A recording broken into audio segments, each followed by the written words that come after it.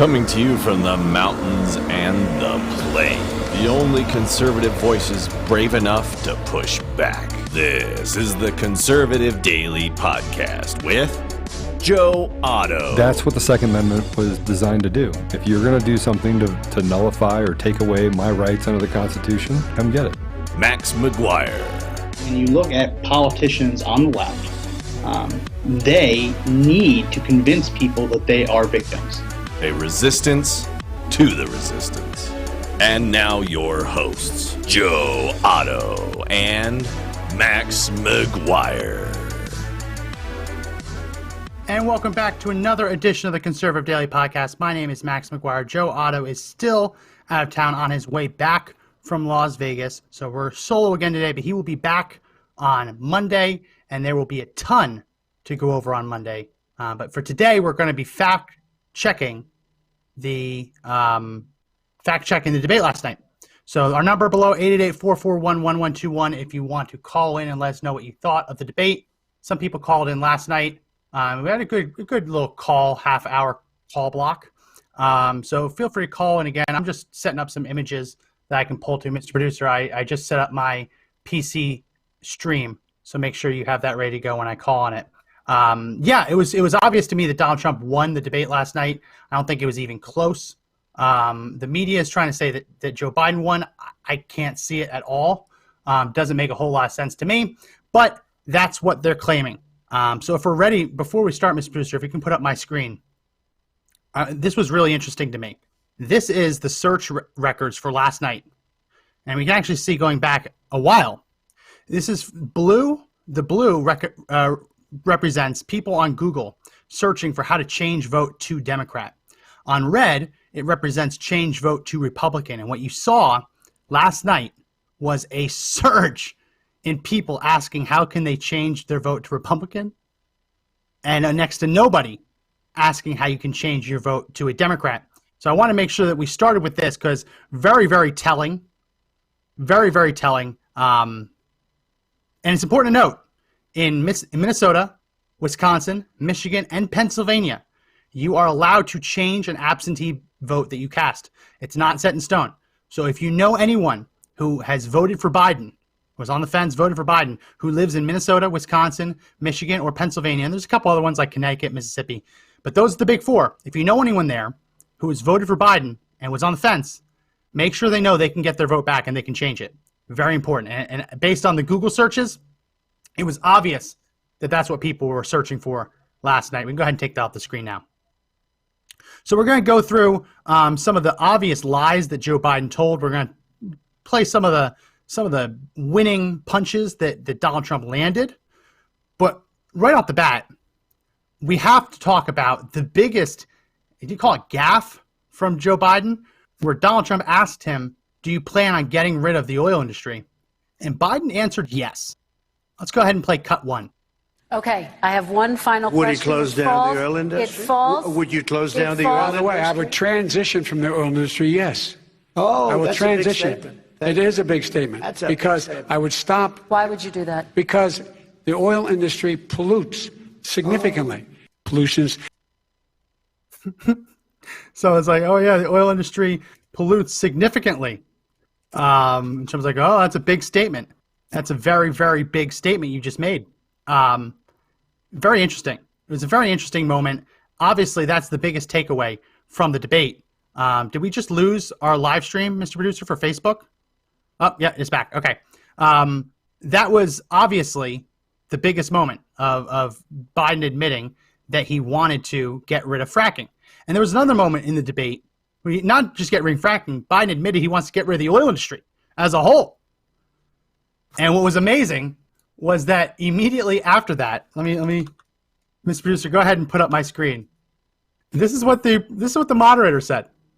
Immediately after Biden admitted that, this is right from the moderator. Biden says, I would transition away from the oil industry, yes. And the moderator literally said, why would you do that? Why would you do that? Yeah, we had a broadcast interruption. Hopefully we're back live. So it was so bad. What Biden said was so bad. The moderator even said, why would you do that? I love that image. It really is so spot on. But the interesting part of all of this is that Biden admitted it. And then when Trump said that you want to end fracking, Biden said, no, I didn't. And Trump said, yeah, you did it. It was on videotape. And Biden said, go ahead, put it on your website. And sure enough, Donald Trump's campaign did just that. Let's go ahead and play cut 2. I have never said I oppose fracking. You said it on tape. I did show the tape. Put it on your website. I'll put it on. Would there be any place for fossil fuels, including coal and fracking, in a Biden administration? No, we would work it out. We would make sure it's eliminated. What about, say, stopping fracking and stopping new pipeline infrastructure? Exactly. No new fracking. You got to transition away from it. Look, you're going to ban fracking all across America right now, right? I would love to. Yeah, I'd love to too. I'd love to make sure we can't use any oil or gas, period. Look in my eyes. I guarantee you, we're going to end fossil fuel. We are going to get rid of fossil fuels. So how stupid do you have to be to say, go ahead, put the tape on your website, so everyone would be going to the website to see it? And Donald Trump had it right up there, right up on his Twitter, right up on Facebook, right up on his website. All of those clips of Biden saying, yes, we're going to end fossil fuels. We can't use any oil or gas, period. Look into my eyes. I guarantee you, we're going to end fossil fuel. And he acts like he didn't say it. It's remarkable. So we have some very, very amazing footage of Donald Trump reacting after Joe Biden admitted that he was going to finally admitted that he wants to get rid of fossil fuels. This is Trump's immediate reaction. Let's play cut 3.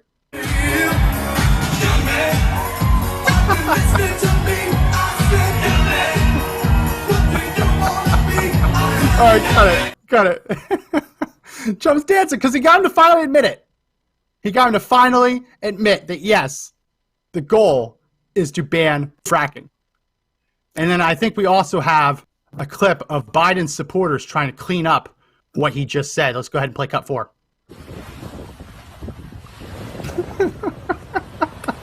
Anyone listening to the audio version, it's some guy trying to mop up the ocean. That is live footage of Joe Biden's supporters trying to clean up the mess he made by admitting that he wants to get rid of the oil and gas industry. Oh, it's too funny. It's too funny. Well, let me know in the comment section what you think about Trump's statement, Biden's admission. I mean, that should be a death sentence for him in Ohio and Pennsylvania. And it's not just people who work in the oil and natural gas industry. It's the communities that rely on it. Remember that if you have a community that's largely dependent on fracking, on oil and gas exploration, right?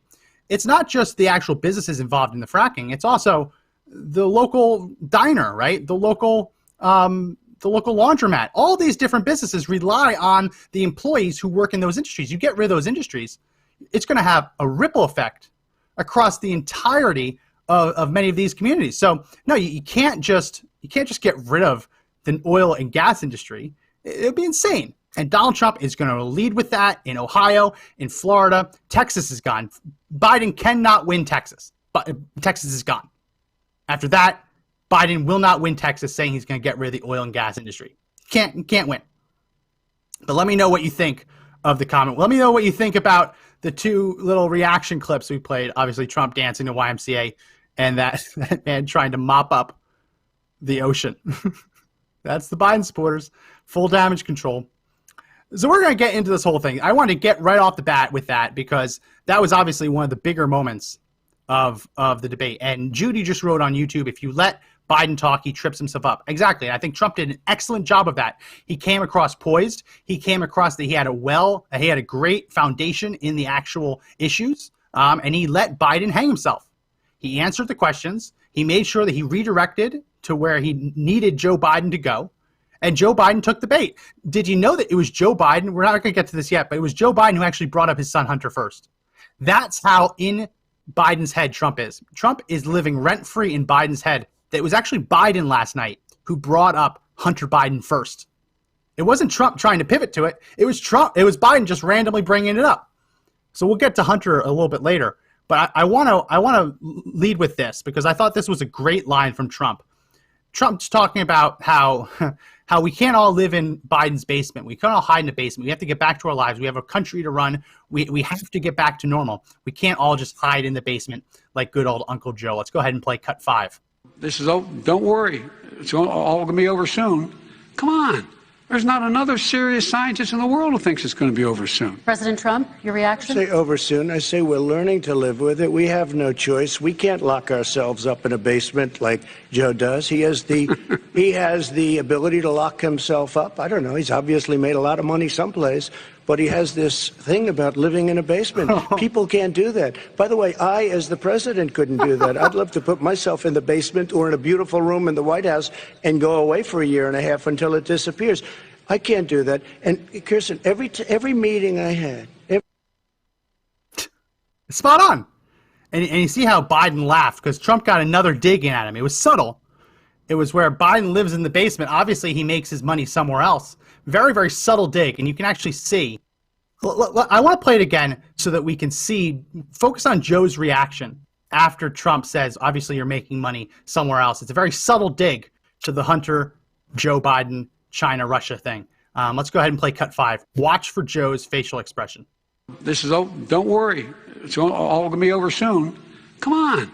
There's not another serious scientist in the world who thinks it's going to be over soon. President Trump, your reaction? I say over soon. I say we're learning to live with it. We have no choice. We can't lock ourselves up in a basement like Joe does. He has the ability to lock himself up. I don't know. He's obviously made a lot of money someplace, but he has this thing about living in a basement. People can't do that. By the way, I, as the president, couldn't do that. I'd love to put myself in the basement or in a beautiful room in the White House and go away for a year and a half until it disappears. I can't do that. And Kirsten, every meeting I had. It's spot on. You notice see how Joe Biden winced at it? Because he knew it was a dig. It was very subtle, but I thought that was a great dig. Just like last time in debate where Biden was like 1, 2, and they skipped to 3, and Trump's like, no, you missed number 2. Very subtle, but you can see that it landed with Joe. And this is the next one that we have to talk about. Donald Trump mentioned that Joe Biden called him xenophobic for closing our borders to China in the early parts of the pandemic. And Biden said that he never did that. Easily fact-checkable, easily proven to be a false statement from Joe Biden. But here is Joe Biden saying that. Let's play cut 6. Vice President Biden, your response. My response is he is xenophobic, but not because he shut down access from China. And he did it late after 40 countries had already done that. In addition to that, what he did, he made sure that we had 44 people that were in there in China trying to get to Wuhan to determine what exactly the source was. What did the president say in January? He said, no, he said, he's being transparent. So he said that he's xenophobic, but he never said xenophobic because of the closing the border. So we actually have the tweet. Go ahead and put up image 1. This is a retweet from Joe Biden. Donald Trump tweeted, I always treated the China virus very seriously and have done a very good job from the beginning, including my very early decision to close the borders from China against the wishes of almost all. Many lives were saved. The fake news, new narrative is disgraceful and false. Biden retweeted that and said, stop the xenophobic fear-mongering. Be honest, take responsibility, do your job. So that is not even his first use of xenophobic. That's a double down. When Trump originally did it, Biden was out on the campaign trail saying we don't have room for xenophobia in our response, obviously in reference to closing down the border to China. So it's just a lie. It's just like it's easily fact-checked a lie. Why Biden thought he could get away with that? Obviously, he thinks the media is going to cover it up for him. But clearly a lie. Joe Biden called Donald Trump xenophobic for closing the borders to China. He criticizes him now for doing it too late. But at the time, he said it never should have happened at all. So a lot of revisionist history going on with Joe Biden, hoping that you forget and forget the past. This is another lie. This is a huge doozy. A huge doozy. Joe Biden claiming that no one lost their health insurance under Obamacare. Let's go ahead and play cut. What's that? That's cut 7. Would lose their insurance under my plan, nor did they under Obamacare. They did not lose their insurance unless they chose they wanted to go to something else. That is just a lie. That's so much a lie. We go ahead and put up my screen, Mr. Producer, that PolitiFact back in 2013 labeled it as lie of the year. Not only is it just a lie, it was lie of the year when Barack Obama said, if you like your health care plan, you can keep it. Like, I didn't even think this was debatable anymore. I didn't think we were still debating the lie of the year from 2013. Joe Biden says no one lost their health insurance. Everyone who lost access to the coverage in the plan they wanted did so voluntarily. That's just not true. What the Affordable Care Act did is it changed the minimum standards allowed for plans. So if you had a plan that you liked, but it didn't meet those minimum standards of Obamacare, the insurance companies were not allowed to offer it as ACA-approved insurance plans. So it was discontinued. Right off the bat, if you had a plan that didn't meet the Democrats' minimum expectations of a health insurance plan, you were kicked off of it. Also, health insurance companies, in an attempt to rework their whole policies, would cancel certain kinds of policies and merge them together to create different kinds of pools. So there were plenty of people that had health insurance policies that met the minimum definitions of the Affordable Care Act, but because of the regulations and requirements under the law, those insurance companies got rid of their plans. Not at the behest of the insured, as Joe Biden claims, but because they had to in order to remain profitable. They had to change their whole business model, right? So this idea that no one got kicked off of their insurance by Obamacare and that everyone who lost their plan did so voluntarily, it was the lie of the year back in 2013. It should be the lie of the campaign. It's just a lie. We take it off my screen now, Mr. Producer. It's just a lie. Up to 6 million people lost their private health insurance after Obamacare became law of the land. Not voluntarily, but because they were not allowed to keep it, either because their plan didn't meet the minimum standards for Obamacare, or Obamacare forced the insurers to actually change up their plans and get rid of ones that people liked. It's unbelievable. It's such a doozy. I can't believe that we're still even debating it. This was a zinger that Trump got in, basically saying that anytime Biden talks about changing healthcare, which Biden called it last night, Biden care, yeah, as if Biden could care for anyone other than young children and how often they wash their hair. This is Trump getting a zinger in, saying that Biden obviously wants socialized healthcare. Let's play cut 8. When he says public option, he's talking about socialized medicine, and when and healthcare. When he talks about a public option, he's talking about destroying your Medicare, totally destroying your Social Security. It's true. And what Trump also said is, I think he said 180 million Americans are on private insurance plans, either offered by their union, negotiated through unions, given to them by their corporations. And Biden's plan, creating this public health insurance, would get rid of all those private plans. There is a movement within the Democrat Party, whether Joe Biden wants to admit it or not, that wants to get rid of private health insurance so that you have to go to the government for care.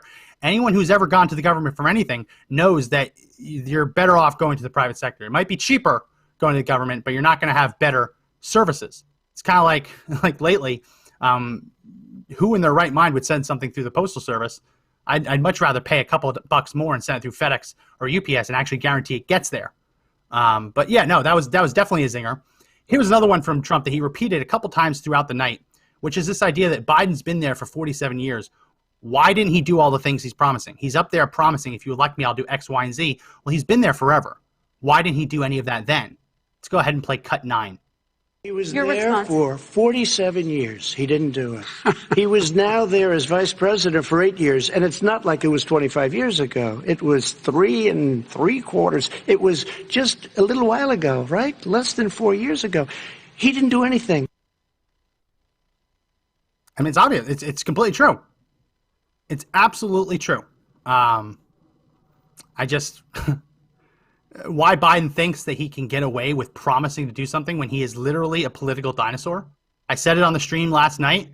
Joe Biden has been in D.C. so long. When he was first sworn into the United States Senate, he had, I believe it was either 4 or 6 other colleagues, other senators, who had been born in the late 1800s. Think about that.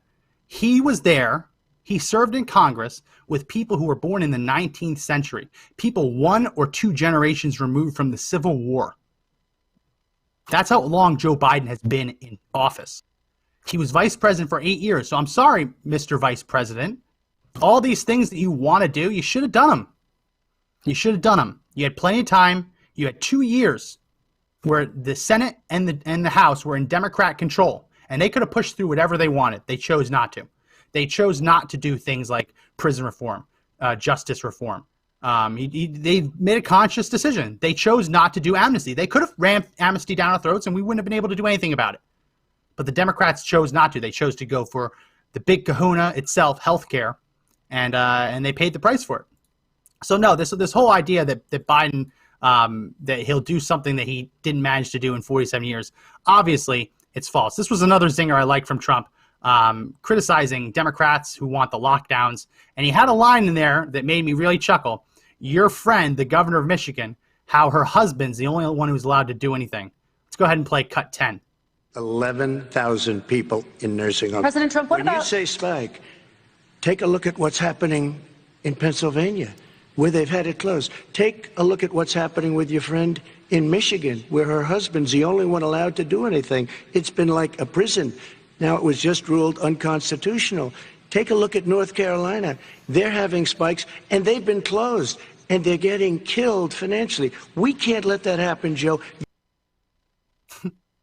I guess I missed the one, but yeah, he's calling out Biden and all the Democrats for the lockdowns, how the lockdowns haven't actually prevented the quote unquote spikes. I mean, that would be if the data showed that the lockdowns were preventing the spikes, then Democrats would be able to go forward with the data, but they're not. They claim to be the party of follow the science, but when the science shows that lockdowns destroying the economy over a virus that, according to the CDC and now even the WHO, the vast majority of people who get it survive, to destroy the entire economy over it. And then also to see that destroying the economy, locking it down, ruining the hospitality industry, the food service industry, whatever, that it doesn't actually stop the spikes that follow. I mean, it's the most easiest case to make that the lockdowns were a mistake. And for whatever reason, Joe Biden still wants to campaign on being the lockdown candidate. I just don't get it. So I thought that Biden had one good line. It was a line that obviously had been rehearsed in case Trump would say it, because Trump in the past has said that COVID's something we're going to have to learn to live with. And Biden got back with a zinger. It was, in my opinion, the only real zinger of the night. People aren't learning to live with it. They're learning to die with it. That was really the only zinger of the night that Joe Biden gave. If it wasn't for everything else, all the other punches that Trump landed in that section, I would have given it to Joe Biden because of that zinger. But I think just on points alone, Trump was picking Biden apart so much in that section on coronavirus and healthcare. You got to give it to Trump. Trump won on the points easily. There's also a bit on immigration that is really important to mention. And Trump went out of his way to make sure that we knew that catch and release, the Obama-Biden policy. Well, let's talk about this. What is catch and release? Catch and release is the idea that if an illegal alien is apprehended at the border or very near the border, that instead of detaining them until their court date, you basically take down their name, you give them a notice to appear, and then you send them off into American society. And these are illegal aliens who claim asylum. So basically, they crossed the border illegally, they got caught, and they pull out a little paper that's been given to them by an NGO or whatnot, and they read the script and they say, I am in fear for my life, I am fleeing persecution, yada, yada, yada, I need help. Once you say those magic words, the Border Patrol or ICE have to put them into the asylum system.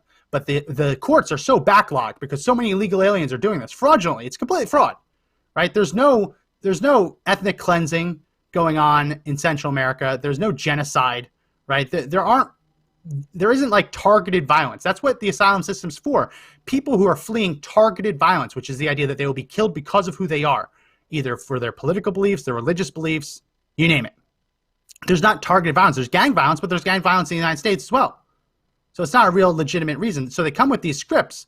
They know exactly what to say. And so many of them are doing it that the courts are actually so backlogged that you can't get, if you're an illegal alien claiming asylum, you can't get before a judge for months, some cases even over a year. So there's two options. You either detain them until their court date, or you release them with a notice to appear. A notice to appear is basically saying, here's a summons, you must appear in court on this date at this location. Here's the problem with that. By law, Congress has not allowed the President of the United States to detain them all. Hasn't provided the funding for it. And they know it. The Democrats did this on purpose. Has not provided enough funding for enough beds to do that. So the only other option is to either release them into the United States or turn them away. Now, there's a fight in the Supreme Court now over whether it's legal to turn them away in Mexico to wait for their asylum case. But the Obama administration's policy was to release them into the United States. I don't want to take too long on this, but it needs to be said. So what was happening was illegal aliens were fraudulently claiming asylum based on a script that had been given them from a Democrat or a non-governmental organization, telling them what to say, claiming asylum, so they get released with a notice to appear. And of the fraudulent ones, very few actually showed up. I've seen some people say 1%, some people have said 10%. Most of these illegal aliens with notice to appears were not showing up and were basically being ruled against in absentia. What Trump said last night was absolutely true. It's a disaster. It was the Obama-Biden policy, and he's not doing it. So let's go ahead and play cut 11. It just shows that he has no understanding of immigration or the laws. Catch and release is a disaster. A murderer would come in, a rapist would come in, a very bad person would come in. We would take their name. We have to release them into our country. And then you say they come back.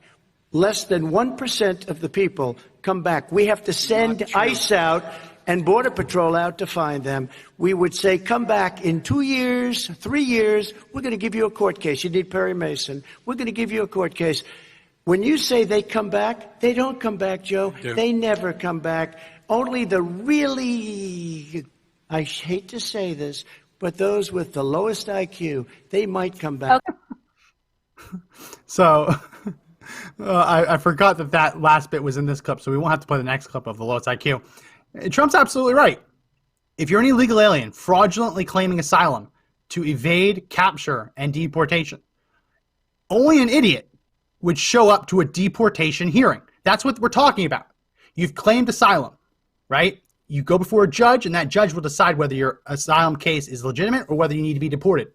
Who in their right mind, if you're making this up, gaming the system, would show up for a hearing? As Trump said, he hates to say, only the lowest IQ illegal aliens doing this. There was another bit where Donald Trump's talking about the coyotes. Coyotes. Anyone who doesn't know this, a coyote is a human smuggler. It's someone that people from Central America, or at this point really anywhere in the world, someone that's hired by them to help smuggle them, human smuggle them across the border. It's a guide, right? And they get paid very handsomely for the fee of bringing them across the border without any guarantee that they'll actually get them across the border. So a lot of people pay coyotes and get caught, and they're still out the thousands of dollars. Leftist Twitter went nuts last night. Absolutely nuts over Trump saying that illegal aliens were brought here by coyotes. I kid you not, the radical left actually thought Donald Trump meant that a canine animal, a coyote, was carrying babies across the border. I kid you not. They actually thought that. Now, before I put up, because we got the receipts, before I put this up, I need to tell everyone, hit that share button on Facebook. Make sure you give us a thumbs up, like. Make sure you comment on YouTube. Make sure you give us a thumbs up. Make sure you hit that subscribe button, and then hit the bell for notifications. So we have the receipts. Mr. Producer, let's go ahead and put up my screen. So I didn't compile this. Someone else compiled it. So we got Lexa Doig. Please explain, children are brought here by coyotes to me. I'm certain that's not literal. Sasha Sharon Morrison, coyotes. What does children are brought here by coyotes mean? Children are brought here by coyotes. Coyotes? Children are brought here by coyotes. Look at all of these. Everyone's like, what? Did he just say coyotes? This woman has a PhD. Nettie Okorafor. No idea. She has a PhD. And she thinks that the president is literally saying that children are brought here by some kind of canine animal. But just in case you think that's it, nope, we got more. We got more. Oh, it keeps going. There's so many idiot liberals.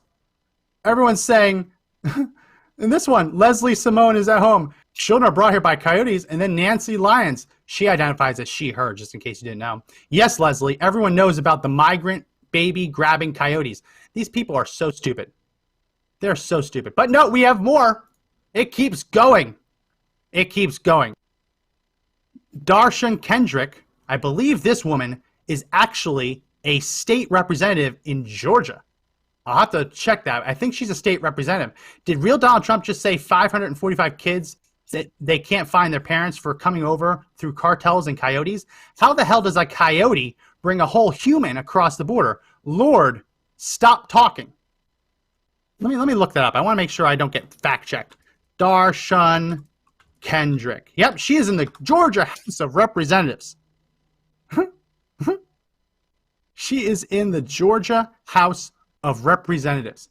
Let's go ahead and put this up. Yep, Georgia State Rep mocked after apparently confusing Trump's coyote remark with animal. Let's find the remark. I think this is it. Come on, Washington Times. In the words of Biden, come on, man, you can't be an elected official and not know what a coyote is. Coyotes are smugglers who often end up pushing the people they smuggle into human trafficking to pay their bill, off through forced labor or sex. And this, ladies and gentlemen, from Katrina Pearson, is why Georgians should vote Republican. So very, very true, which we're right here, yeah. So she is elected official from Georgia. Just had to say it. There's a bunch. I love this one, which has a baby riding a coyote. This one has the coyote from, what was it, Looney Tunes? Wile E. Coyote. Coyotes, bruh. And we're not done. We're not done. There's more. And these are all blue check marks. All blue check marks. Unbelievable. This one's CNN. This one's a CNN person. They were brought here by coyotes and drug dealers, and they put an image of a coyote howling. These people are dumb. These people are so dumb. Listen, I don't want to hear one word about immigration policy from you if you think that Donald Trump just legitimately talked about animals dragging babies across the border. No, figuratively, they are animals. Many people in these coyotes, the drug traffickers, they're animals, right? No doubt. But literally, they are not literally animals. And the fact that so many Democrats, coyotes was a trending topic during the debate, both for stupid liberals thinking it was animal related and conservatives making fun of them. And yes, Zach, you're absolutely right. Everyone was surprised she didn't take it down. I think it's still up on Twitter. Let me see. I think it is still up on Twitter. Yep, it is still up on Twitter. Her comment is still up on Twitter. Unbelievable. It's remarkable. It really is. But that's what we're dealing with, folks. Idiot leftists who are so they and this is projection at its finest. They think that Donald Trump is so stupid that they can't even fathom that when he said coyote, it meant something other than an animal. Unbelievable. Here's Joe Biden admitting that he wants amnesty for 11 million illegal aliens. Admitting it. Let's play cut 13. So why should voters trust you with an immigration overhaul now? Because we made a mistake. It took too long to get it right. It took too long to get it right. I'll be president of the United States, not vice president of the United States. And the fact is, I've made it very clear. Within 100 days, I'm going to send to the United States Congress a pathway to citizenship for over 11 million undocumented people. And all of those so-called dreamers, those DACA kids, they're going to be immediately certified again to be able to stay in this country and put on a path to citizenship. Let's cut it. So this is conflation. Democrats love to do this. Right now, the DACA program has roughly 700,000 people in it, illegal aliens in it. The illegal aliens who were allegedly brought here as children through no fault of their own. The interesting thing is many of them are now in their 30s and 40s. So these are not DACA children. These are grown-ass adults who have decided into adulthood to continue violating U.S. immigration law. Like, really sad. I'm really sad that your mother or father brought you here illegally. But we said this on the podcast all the time. If your mom or dad sneaks you into Disney World and you get caught and they get kicked out, you don't get to stay and ride the rides. Right? Actions have consequences. And this idea that you can smuggle a child into the United States and the child gets to stay as long as they step 1 foot on U.S. soil, it's just ludicrous. Absolutely ludicrous. But that's what Joe Biden's saying. But it's conflation. There's only roughly 700 DACA recipients right now, and the number is actually dwindling. Only 700,000. But when he talks about the over 11 million undocumented aliens, illegal aliens, he then basically conflates it with dreamers, as if they're all dreamers. No. They're not all dreamers. They're illegal aliens. They've broken our immigration laws. Many of them have committed other crimes since being here. Right? The Trump administration just changed the regulations to make drunk driving an inadmissible crime, meaning that if you are a drunk driver in another country, you cannot be admissible into the United States for fear that you drunk drive here and hurt someone. Right? But under the Biden plan, he wants to suspend all that for 100 days. No deportations for 100 days. Amnesty and a pathway for citizenship to all illegal aliens. I mean, this is the crazy stuff, folks. Biden is hoping that people are so freaked out over a virus that over 98% of everyone under the age of 70 survives, They're hoping that the media has got you so terrified that you're willing to vote for a man who's literally going to reshape the country by giving citizenship to over 11 million illegal aliens. This is crazy. But the next line, I love this. Biden's bringing up the idea that Trump put kids in cages. And Trump repeatedly throughout the exchange kept hammering on him. Who built the cages, Joe? Tell me, who built the cages? Let's go ahead and play cut 14. Parents. And it makes us a laughing stock and violates every notion of who we are as a nation. Let me ask you a follow-up Kristen, question. they did it. We changed the policy. Your response they to that? They did it. We changed. Did not. They built the cages. Who built the cages, Joe? Let's talk about what who built the cages, Let's Joe? talk about what we're talking about. What happened? Parents Who built the cages, Joe? Their kids were ripped from their arms and separated. Who built the cages, Joe? And now they cannot find over 500 of sets of those parents, and those kids are alone. Nowhere because to go. They got deported. Okay, Nowhere cut to it. go. Who built the cages, Joe? I can tell you who built the cages. Mr. Producer, put up my screen. I'll tell you exactly who built the cages. This man built the cages. Barack the Builder. Can we fix it? Nope. Barack the Builder can't. Barack the Builder built the cages. Look how long they made his neck. Whoever photoshopped that. Little giraffe neck. Anyone who's listening to the audio version, it's Barack Obama's face photoshopped onto a construction worker with his arms crossed, standing in front of a cage of illegal alien children. Who built the cages, Joe? But notice how he wouldn't answer it. He wouldn't answer it. The Biden-Obama administration built the cages. That's why they wouldn't answer. So on immigration, it seems clear to me Trump won. Biden couldn't stop lying. He couldn't stop advocating for the complete destruction of the country. He can't give it to Biden. He didn't really land any zingers. He tried to make it about putting kids in cages. Yeah. But I think Trump won that one easily. And when you get to race, on the issue of race, I think that Trump, hands down, won this. I don't think it was even close. I don't think it was even close. Here is a clip of Trump just savaging Joe Biden on his role in passing the 1994 crime bill, which resulted in tens of thousands, if not hundreds of thousands, of black men and black teenagers going to prison for crimes that today they wouldn't go to prison for, at least not as long. Let's go ahead and play cut 15. Yes, I do. And again, he's been in government 47 years. He never did a thing except in 1994 when he did such harm to the black community.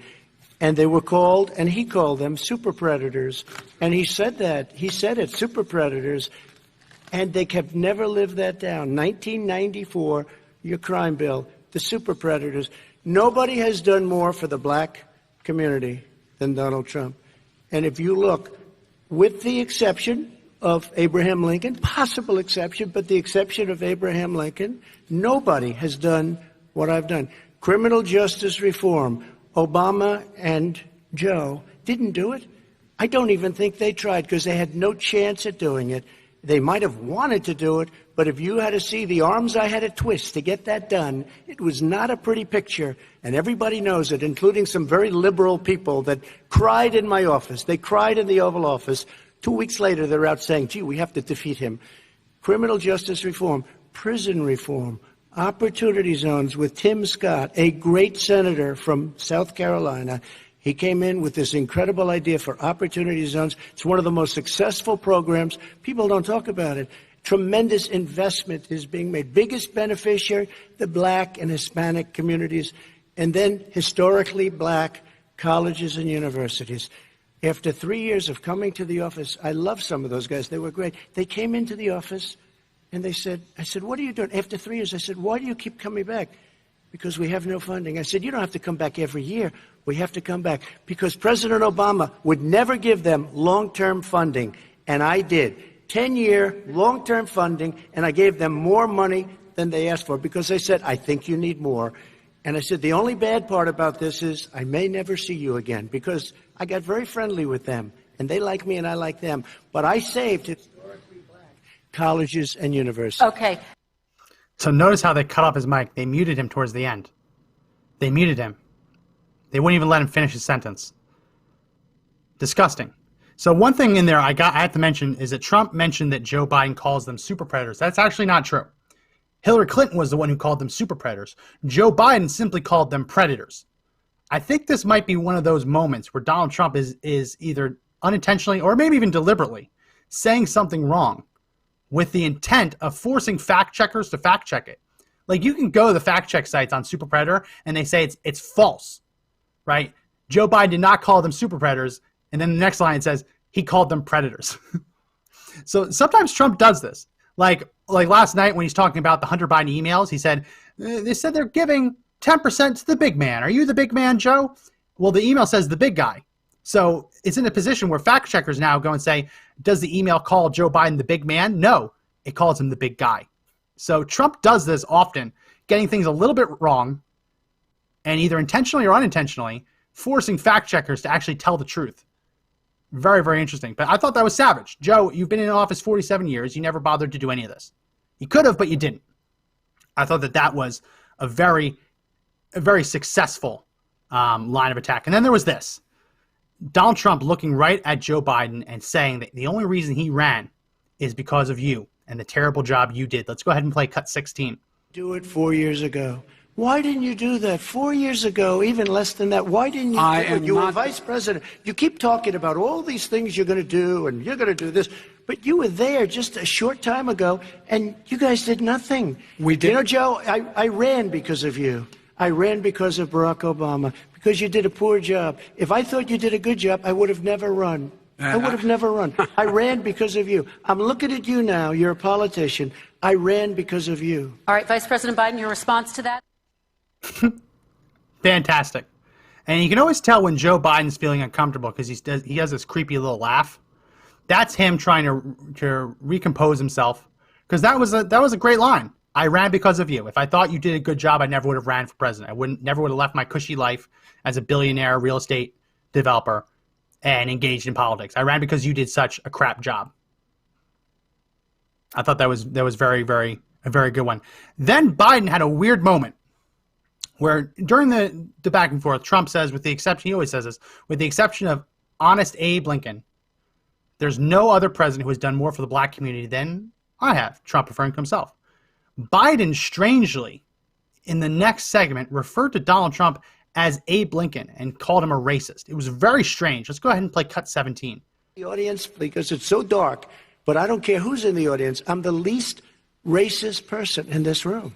Okay, Vice President Biden, let me ask you very quickly, and then I have a follow-up question for you. Abraham Lincoln here is one of the most racist presidents we've had in modern history. He pours fuel on every single racist fire. Every single one. He started off his campaign coming down the escalator saying he's going to get rid of those Mexican rapists. He's banned Muslims because they're Muslims. He has moved around and made everything worse across the board. So Trump, I didn't have it in the clip, but Trump went back and said, why'd you just call me Abe Lincoln? And Biden says, because you called yourself Abe Lincoln. Trump's like, I didn't say I am Abe Lincoln. I said, with the exception of Abe Lincoln, I've done more for the black community. Why did you just call me Abe Lincoln? And then the other lies that Biden's trying to say that Trump insinuated all Mexicans are rapists. No. What Donald Trump said, paraphrased, very closely paraphrased, is that Mexico is not sending their best. They're sending rapists, they're sending murderers, and some, I assume, are good people. He never said that all Mexicans are rapists and murderers. He just says that many who cross the border are, with the caveat of that some, I assume, are good people. I mean, this is proof of just how the left operates. They tell a lie often enough that Joe Biden can step on stage and say something like that, and he isn't even questioned. And then this idea that Trump banned Muslims because they're Muslims, it just isn't true. The vast majority of the Muslim world was not affected by the travel ban. And interestingly enough, today we just got news that Sudan is actually signing a peace agreement with Israel, making it the third, they're not really Arab, but the third Middle East and North Africa, MENA, Middle East, North Africa, the third Middle Eastern country to sign a peace deal with Israel. And in exchange, they're getting taken off of the travel ban. And they're working to make sure that it's all going to be safe. So Trump just had another foreign policy accomplishment. We wouldn't know it because foreign policy wasn't included in the debate for the first time in how many years? This debate has always included foreign policy questions, and Trump had to fight to get them included. How is it that you can have a president nominated for 4 separate Nobel Peace Prizes, and it doesn't even come up once during a presidential debate? I don't understand. I don't get it at all. But that Biden calling Trump Abe Lincoln was very, very strange. And I want to show you just how effective Trump has been. There aren't many polling companies out there that do daily tracking polls. Rasmussen, I believe, is the last one left. You used to have Gallup. You used to have a couple of the ones. Zogby used to do it. You used to have a bunch of different polling companies that would do daily tracking polls. What that means is every day they call a certain number of Americans, ask them whether they support the president, whether they don't, and it was trackable, right? You could see that over time how someone's approval changed. Much better to do it every day than to do it every week because you can see changes. Now, at the same time, you can see spikes that don't really have a meaning. It just means you caught people on an off day. But this is Rasmussen. Let's go ahead and put up my screen, Mr. Producer. Rasmussen just tweeted this out, 6:45 a.m. This is their daily POTUS, President of the United States, Donald Trump, approval poll, black likely voters. You can see that on Monday, October 19th, Trump was at 25%. On Tuesday, October 20th, Trump was at 24%. Wednesday, he was at 31%. Thursday, yesterday, before the debate, he was at 37%. And now after the debate, being polled early this morning, likely black voters support the job President Trump is doing, 46%.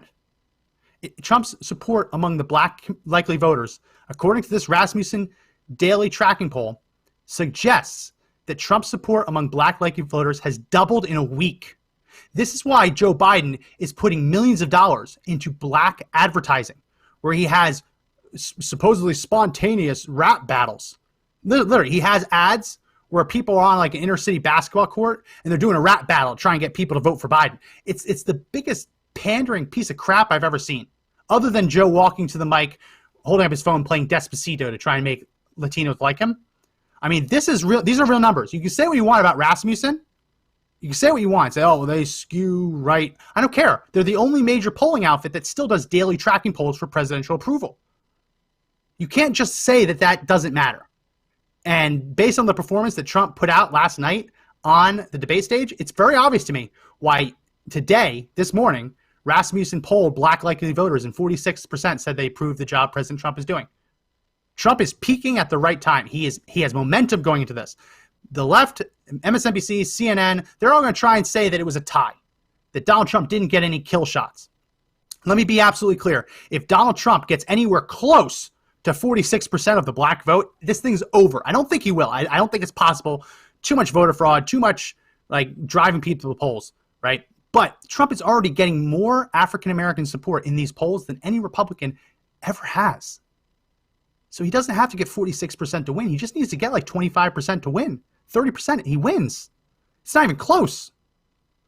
Not even close. So that's why if Joe Biden was secure in the black vote, he wouldn't be spending all this money targeting black neighborhoods to convince them to vote for Biden. It should be locked up. And we see this every 4 years, it seems. Democrats take for granted a very important voter block. They take it for granted. Hillary Clinton took for granted Michigan, Wisconsin, and Pennsylvania. She took it for granted. She said, oh, no Republicans won here in 20 some odd years, 30 years. Trump's not going to win. She didn't even go to Wisconsin, right? No, didn't even go to Michigan until like the last day. Didn't go to Wisconsin. Before Kenosha, Biden hadn't been to Wisconsin in over a year. I mean, Democrats are taking a lot of these states, a lot of these voter blocks for granted. I mean, you look at polling from Miami-Dade in Florida, and you see Trump surging in the Latino community. Now, that's just in that one county. But Trump is surging, far exceeding Latino support that he had 4 years ago, right? These are problems for Joe Biden. Serious problems. And what really confuses me is that as Trump is surging among black and Latino and Asian voters, suburban white women are being convinced that he's racist. It's the strangest thing. The only people buying the BS from Biden that he's a racist seem to be the white women. It's very strange. Very strange. I mean, if we want to go into the psychology of it, I think it is almost into this white guilt that people have been taught. This idea that you have white privilege. I mean, people have been indoctrinated. A lot of people have been really indoctrinated into believing that because they're white, they're somehow responsible for pain felt by someone else that they've never even met, never even seen. Very strange. But I'm very hopeful that that the polls are not accurate. there was a race. The name escapes me now. There was a race in California decades ago for governor. Bradley, the Bradley effect. Let me pull up to get his name. There was a man running for governor in California. His name was Bradley. His name, I can tell you his full name. His full name was Tom Bradley. He was running for governor in 1982 in California. And going into the election, all of the polls said he was going to win by a ton. Right? He was going to win by a ton, and said that white voters were going to vote for him in record numbers. Said he was going to win. He didn't. He lost. And they tried to figure out, well, how were the polls so wrong? How were the polls so wrong that a man could be going in? What was he leading? I want to see how he was leading. So the polls said that he was expected to win 5% more votes. He was supposed to win by 5, I think. He's supposed to have a pretty easy win. He lost. And what they found going through the polling, I don't want to squirrel. I don't want to make people's eyes roll back talking about political science, but it's important. It's a little lecture. Let me give a little lecture. What they found, and the reason they called it the Bradley effect, was that when white people were asked whether or not they would support Tom Bradley for governor, the people on the other line knew he was black and were terrified of telling a complete stranger on the phone that they were not going to vote for who would be the first black governor. They didn't want to look racist. So they told the pollster that, yes, they would vote for him. Now, for whatever reason, they didn't. They didn't vote for Bradley. They did not vote for Tom Bradley. Either maybe they really secretly were racist, or they disagreed with him on other policy issues, but didn't want to have to go through that, so they just said yes, because they didn't want to be branded racist. That's called the Bradley effect, and we've seen it in other political races around the country. I think that the Bradley effect is going to play a big role, just like it did in 2016, a big role in this race as well, because Donald Trump has been smeared. They've thrown every single name at the book. They've run out of names. Really, they mean it. We've talked about this on the show too. They've run out of mean names to call Trump. They've now hit Nazi and white supremacists. You can't get worse than that. I mean, there are some people actually call him a murderer, a mass murderer, over his COVID response. They're throwing everything at him, to the point where people who just want to be left alone, they see that if you're a Trump supporter, you're a racist. If you're a Trump supporter, you're a bigot. You're a xenophobe. You're a sexist. You're a homophobe, right? You're a misogynist. Go down the list. They've thrown everything at him. And they've actually said that if you support this man, that's what you support. So in my mind, it isn't too big of a stretch to say people picking up the phone, having a pollster ask them, are you going to vote for Donald Trump? Knowing what they know about how Trump is being portrayed, there is a non-0% of these people who are saying they are not voting for Trump simply because they don't want to be viewed as a racist. And some of these polls are even actually push polls, where they'll push them that way anyway.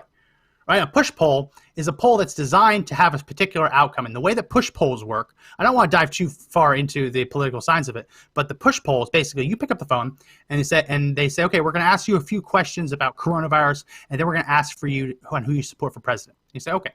And they say, okay, did you know that Donald Trump could have saved 100,000 lives if he wore a mask every day? Oh, no, I didn't know that. The person on the line says, did you know that Donald Trump secretly held back from the American people that the virus was dangerous because he didn't want you to know it was dangerous? Oh, I didn't know that. Oh, no. Right? They ask all these very leading questions designed not to get an answer, right, but designed to push information into your head, designed to teach you something. Not always true, but designed to teach you something. Then, after spreading all that propaganda, the push poll says, who do you support for president? And after you just got fed all that BS about Donald Trump killing people and wanting people to die, the pollster is hoping that you will not say Donald Trump, because who in their right mind would hear that and then say it, right? The average person would not. So that's what a push poll is. A push poll leads with very misleading questions designed to push you in one way or the other, and then gets you to answer who you support. So a push poll is kind of the Bradley effect inside the poll, because instead of having this knowledge like, oh, I don't want to be seen as a racist, they actually will tell you in push polls, Trump is a racist, Trump is this. And then they'll basically make you so uncomfortable with supporting Trump that when they get to the time where they're going to ask you who do you support, you don't pick Trump. And then they don't even talk about the first half of the poll, and they just say, oh, we just had a poll and we found that nobody supports Trump. Shocker. So that's the push poll. Oh, we got a troll. Troll Patrol. Thank you, Troll Patrol. Esmeralda, you banned. You banned Esmeralda. Bye-bye. Go home to mommy. I love when Trump says that at his rallies. Go home to mommy. Go back to Joe Biden's basement. Go home to mommy. Esmeralda's banned. Thank you for pointing that out on Facebook. I appreciate it. So that's what a push pull is. But the Bradley effect, I think, really is an effect in the sense that people are so conditioned. They don't want to be, no one wants to be branded as a racist. No one wants to be called a white supremacist, right? So it gets to the point where I don't know how many it is, but I know it's not zero. I know that there is an actual number of people on these polls who are saying they don't vote for Trump just because they don't want to tell a stranger on the phone that they support Trump. Just like we said this on the podcast before, just like all the polls asking about gun ownership. If you own a gun, who in their right mind would pick up the phone and have a stranger say, hey, I have a few questions for you. Do you own a gun? Who would possibly just tell a stranger on the phone that they own a gun? I wouldn't. And they're like, whoa, amazingly, gun ownership in America, according to our latest poll, has plummeted. No, what's plummeted is the people on the poll who are willing to tell a complete stranger on the phone that there's a gun in their house, come rob me, right? So the same kind of issue of the Bradley effect, when people are afraid of the reaction, of the consequence of telling someone how they're going to vote or telling someone an answer to a poll, they will answer in a way that is the most advantageous for them. In Bradley's case, they don't want to be a racist. In the case of gun ownership, they don't want people to know they have a gun in the home because they don't want someone to come steal it. So that's the Bradley effect. Oh, how did I even get off on that? Okay, we got to get through a couple of these clips really quickly. This was a great line from Trump. Biden's like, I don't know where this guy comes from. And Trump just goes in the mic and says, Queens. Let's go ahead and play cut 18. I don't know where he comes from. I don't know where he comes up with these numbers. Queens. 100 trillion. Queens. I don't know where this guy comes from. Queens. And he also called out Joe for not really being from Scranton. Like, Joe lived there a couple of years. And then he went back to middle class Delaware. I love that. I wanted to make sure we played that because it is not getting enough coverage. I don't know where this guy comes from. Queens. Here's another part really making the rounds today. Biden was checking his watch like he had somewhere better to be. Let's play cut 19. Climate change, please. You both have very different visions on climate change. President Trump, you say that environmental regulations... Check his watch. Like, where you got to be, Joe? You got somewhere else to be? Not a good look. Let's go through these real quickly. Joe Biden said we had a good relationship with Adolf Hitler. Let's go ahead and play cut 20. Okay, I got to give him a chance to respond to that before we move on. And that's okay. You know what, North Korea, we're not in a war. We have a good relationship. You know, people don't understand. Having a good relationship Trump, with leaders of other countries is a good thing. We have a lot of questions to get to. That's like saying we had a good relationship with Hitler before he, in fact, invaded Europe, the rest of Europe. Come on. The reason he would not meet with President Obama. Not true. What we had was an isolationist foreign policy. We had an isolationist foreign policy, this idea that we're not getting involved. We didn't have a good relationship with Hitler. We just had the predominant thought in America was it's not worth spending American blood and treasure fighting a far-off war in another continent. Wow. If only we had that same mindset in the 2000s. That would be great, wouldn't it? No, America never had a cozy relationship with Hitler. It just isn't true, right? Hitler became Germany's chancellor in 1934. Roosevelt was president in 1932. At no point was Roosevelt nice and cushy with Hitler. It just isn't true. And amazingly, before we even joined the war, we were using the Lend-Lease program to actually aid the countries that were fighting Hitler. So Lend-Lease, I'm not going to go into a whole bit on Lend-Lease, but Lend-Lease was the idea. Countries like Australia, Russia, England, they didn't have enough money to buy stuff. So what we did was we lended them firearms, we lended them bullets, we lended them tanks. Now, most of that stuff never got repaid. Some of it got repaid. But most of it, we just wrote it off as bad debt, right? We couldn't sell it to them, but we'd lease it to them and then write it off as bad debt. So we were lending and leasing and selling military hardware to Adolf Hitler's enemies before he had invaded places. So this idea that we were cushy, we were close with Adolf Hitler was just a complete flat out lie. Here is another lie we have to cover. Joe Biden saying that Hunter's laptop was some kind of Russian misinformation scheme. Let's go ahead and play cut 21. So don't give me the stuff about how you're this innocent baby. Joe, they're calling you a corrupt politician. Nobody. President Trump, I want to stay on the issue of race. We're talking about the issue. Laptop from hell. President Trump, we're Nobody. talking about race right now, and I do want to stay on the issue of race. President Trump, And I you've have just to respond to that. Please. Because look, Very there quickly. are 50 former national intelligence folks Wrong. who said that what he's accusing me of is a Russian Wrong. plant. They have said that this has all the five former heads of the CIA, both parties, say what he's saying is a bunch of garbage. Nobody believes it except his and his good friend Rudy Giuliani. You mean the laptop is now another Russia hoax? That's exactly what. Is this that's where you're exactly going? what. This is told. where he's going. The laptop is Russia, Yes. Gentlemen, Russia. I want to stay on the issue of race. You okay? have to be kidding. Here we Mr. go President, again with Russia. We're going to continue on the issue of race. Mr. President, believe you've that. Let's cut described the Mr. Producer, put up my screen. We talked about this yesterday briefly. Politico had the article. More than 50 former intelligence officials signed a letter casting doubt on the provenance of New York Post story on former Vice President's son. That's what that's what Joe Biden is referencing. 50 former intelligence officials say it's Russian misinformation.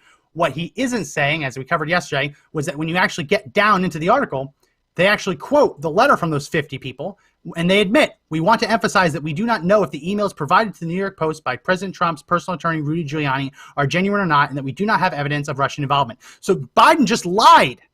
He just lied. Just like Politico lied when they buried the lead. Unbelievable. We can take that down. And take that off the screen. Got a couple more cuts we got to get through before we end the show today. This is where Trump, I like this, where Biden's saying like, oh, I don't know what you're talking about. I don't know. Trump actually gets a good jab and says, Biden, you're not some innocent baby. You had your hands in all of this. Let's go ahead and play cut 22.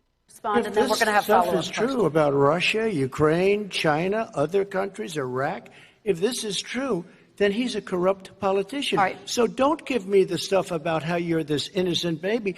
Joe, they're calling you a corrupt politician. Nobody. President Trump, I want to stay on the issue of race. We're talking about Got it. laptop. The laptop from hell, and there was a lot of Google searches for laptop from hell last night for Hunter Biden laptop. Trump's very good at making sure that he answers the questions. He goes on topic, but he uses the time, and it's something we recommended to the campaign. And I'm glad that they followed the recommendation. Answer the question and then use your remaining time to make sure that these other issues come up, because you know that the moderator was not going to bring this up if Trump didn't lead them in that direction. Before we end, really quickly, I want to mention the fact that there was a press conference with Tony Bobulinski yesterday, one of Hunter Biden's former associates, and that today Tony is meeting with the FBI, having flipped and turned on the Biden crime family. I want to play just two real quick cuts so you can know, if you haven't seen it, you can know the basic gist of what it was about, because it was immediately before the debate yesterday. I wasn't able to watch it live because I was preparing for the Hot Wing Challenge, which I will let you know, it's all good, all quiet on the Southern Front, not having any problems with it. Anyone who doesn't get that reference obviously doesn't remember high school English class. But I want to play these quick clips of Tony Bobulinski. Let's play cut 23. I'm making this statement to set the record straight about the involvement of the Biden family, Vice President Biden, his brother Jim Biden, and his son Hunter Biden in dealings with the Chinese. I have heard Joe Biden say that he's never discussed business with Hunter. That is false. Woohoo! Can't say that it is unsubstantiated when some people on the email trails said, no, this is true. Let's play the last clip we're going to play here, cut 24. On May 2nd, 2017, the night before Joe Biden was to appear at the Milken Conference, I was introduced to Joe Biden by Jim Biden and Hunter Biden. At my approximately hour-long meeting with Joe that night, we discussed the Biden's history, the Biden's family business plans with the Chinese, with which he was plainly familiar, at least at a high level. So he is now talking to the FBI, I believe, today. He's offered to talk to the Senate, because the House won't touch this. He's offered to give them everything he has. So I just want to make sure we're clear that this narrative, we always knew it was BS, the narrative that's unsubstantiated. Right. Well, yeah, of course it's unsubstantiated because the media is refusing to do the investigation to substantiate it, right? You can't say that it's unsubstantiated and then refuse to investigate and look into it to see whether it's true or not. You can't have it both ways. But now that Biden crime family associates are actually coming forward and saying, no, this is true, and here's some more information, you can't have that narrative anymore. You can't say that this is all fake news.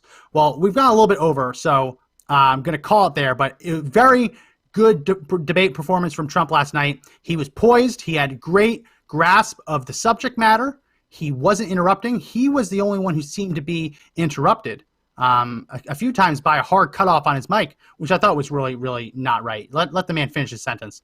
But the moderator, yeah, she was okay. She always gave Biden the final word, which was very strange. But given her internalized bias is not all that surprising.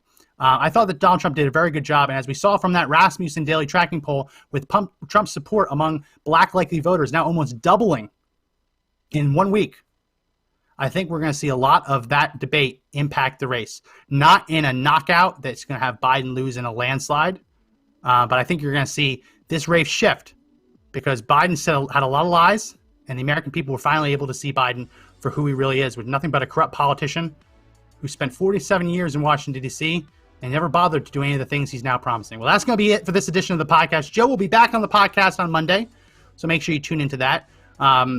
If you don't already, make sure you subscribe to the audio version of the podcast. We're available on Apple Podcasts, on Google Play, on Spotify, iHeartRadio, TuneIn, Podbean, and I believe we're now on Pandora. So we're going to basically put it everywhere. Make sure you subscribe. If you have an iPhone, please do leave us a review. The link is in the description on Apple Podcasts. Help us get into the top 100 political podcasts in America. Really would appreciate the help. Leave us a good 5-star review. Leave a couple of comments about it. Also, we're on Parler. Follow us at Conservative Daily. Be happy to follow you back.